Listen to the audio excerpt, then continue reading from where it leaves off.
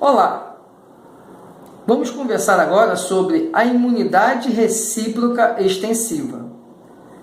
Já foi explicado que imunidade recíproca é aquela em que os entes federados não podem tributar patrimônio, renda e serviços por meio de impostos.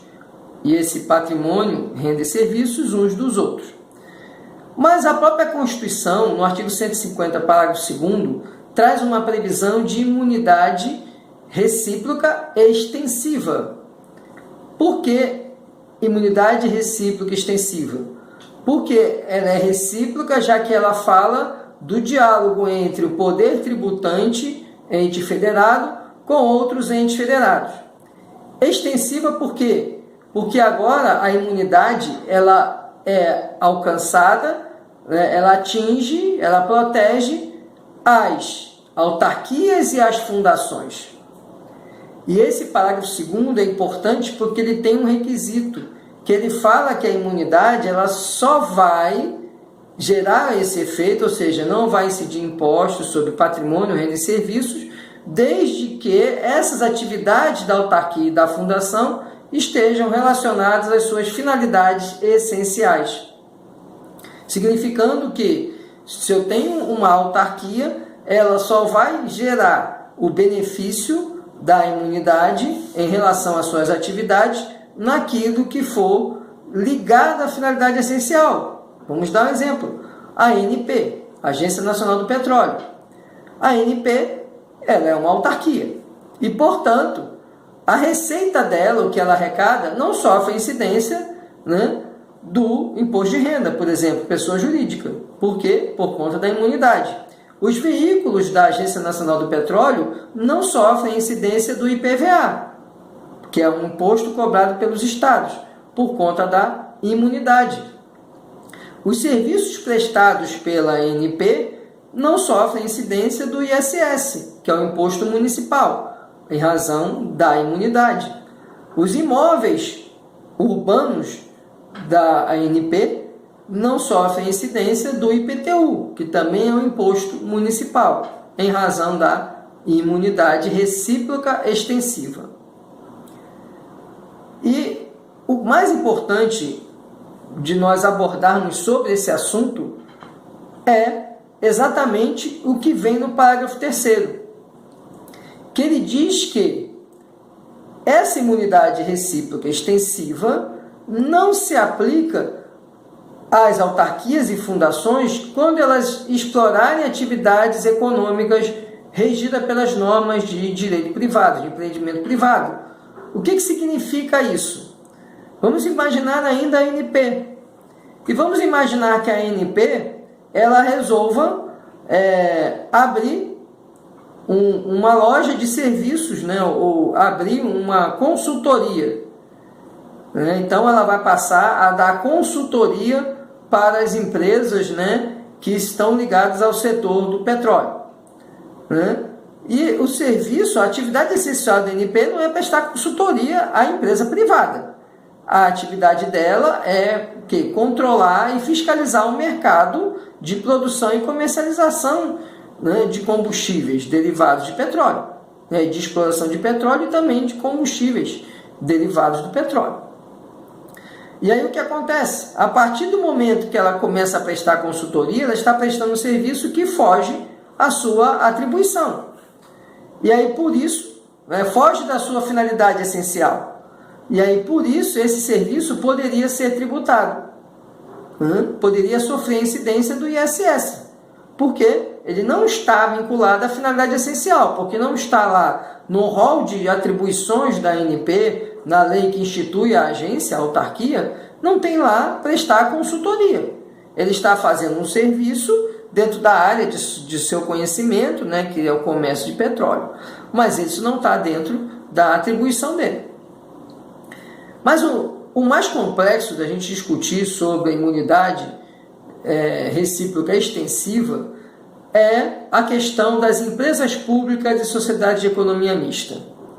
Fazendo uma análise literal do parágrafo 2º e do parágrafo 3º, fica claro que essa imunidade só se aplica às autarquias e fundações e desde que nas atividades vinculadas às suas finalidades essenciais. Aquilo que ela fizer que escapar da finalidade essencial seria tributado.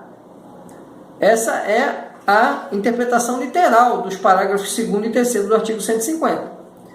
Mas o que acontece é que o Supremo, analisando questionamentos da empresa de Correios e Telégrafos, empresa brasileira de Correios e Telégrafos, Correios, chegou à conclusão que não necessariamente a imunidade extensiva só vai alcançar autarquias e fundações. Por quê? Vamos trazer aqui a história desse entendimento do Supremo. Os Correios, inicialmente, eles alegaram o seguinte, que eles desempenham um serviço exclusivo da União, que é o serviço postal. Como eles prestam o serviço postal, então, eles alegaram isso para o Supremo, deveriam ser imunes, porque o serviço postal é um serviço exclusivo da União. Então, o que o Correio disse? Olha, Supremo, embora eu seja uma empresa pública, eu faço um serviço que ninguém pode fazer, que é o serviço de entrega de cartas, serviço postal. E como eu faço isso, eu preciso ser imune, porque, na verdade, embora eu seja juridicamente uma empresa pública, eu tenho uma característica de autarquia que é desempenhar uma atividade exclusiva de Estado, que seria o serviço postal. E o Supremo, então, reconheceu isso. Disse que os Correios teriam a imunidade recíproca extensiva em razão de desempenharem o serviço exclusivo, de competência exclusiva da União, que é o serviço postal. Até aí, é razoável o entendimento do Supremo, né? Mas acontece que os Correios, então, depois começaram a trazer outro argumento.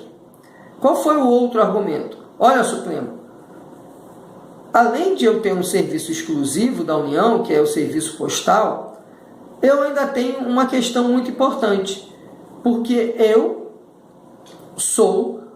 desempenho outras atividades, além do serviço postal, que a finalidade delas é manter o funcionamento da empresa pública.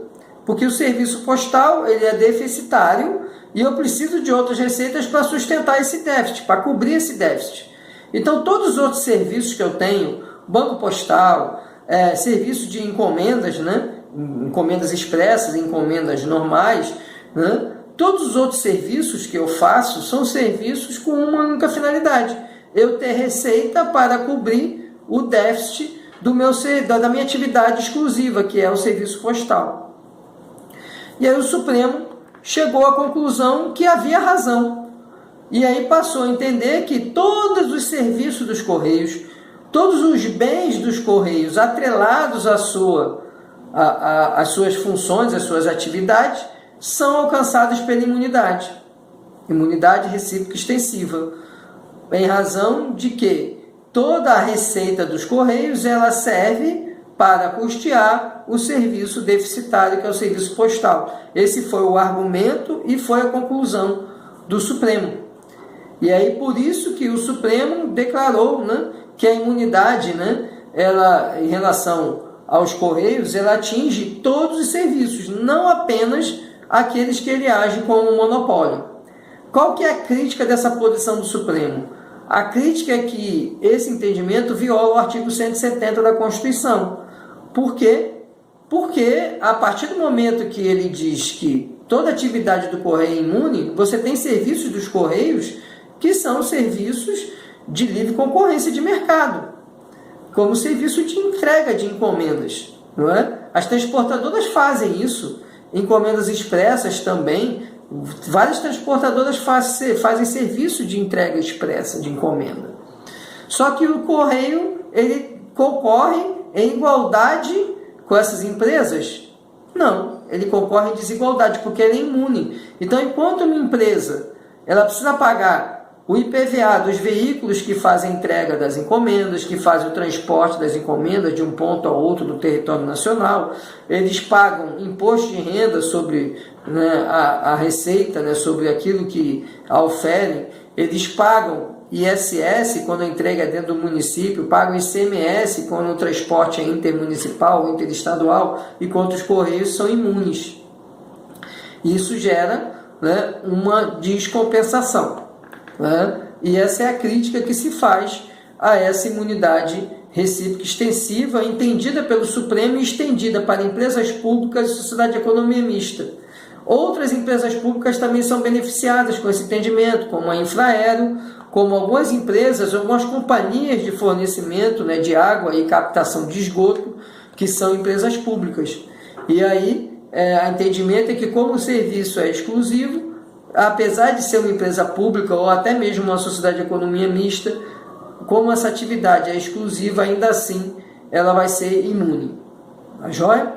Então, encerramos aqui nossa conversa sobre imunidade recíproca extensiva, né? E vamos seguindo em outros assuntos sobre imunidade ainda em outros vídeos. Um grande abraço a todos e até a próxima.